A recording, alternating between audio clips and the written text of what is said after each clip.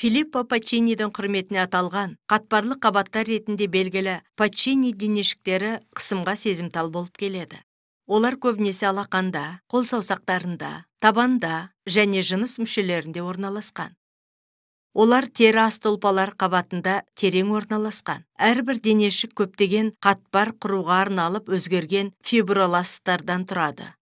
Денешік өзегінде орналасқан жалғыз миелинденбеген жүйке талшығын қатпарлы қабаттар қоршап тұрады. Жүйке талшығы өзінің миелинденген қабықтарынан тек денешіктің ішінде ғана айырылады. Денешіктің сыртында рецепторларының орналасуына байланысты жүйке 1 метрге дейін созыла алатын қалың миелинденген сезімтал талшық түрінде болады. Капсула деп аталатын денешіктің сыртқы қалың қабаты бірнеше жасушалардан және көптеген коллагенді талшықтардан тұрады. Паччини денешігін сырт келбеті өте ұқсас болғандықтан жиі пиязбен теңестіреді. Қысымды баяу және тұрақты түрде өзгерту рецепторды қоздырмайды. Кенеттен қатты жанасу немесе қысым түсіру ғана Паччини денешігінің қатпарларының пішінін өзгерте алады. Қатпар қоздырғыш энергияның көп мөлшерін жұтады.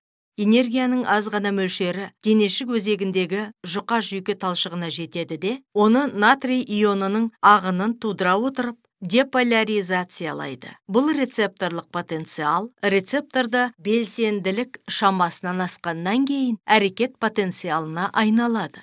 Кейін пайда болатын әрекет потенциалы Паччини денешігімен байланысқан сезімтал нейрондардың талшықтары бойымен тарайды. Денешік сыртындағы талшық миелинденген болғандықтан импульс жылдам тарайды.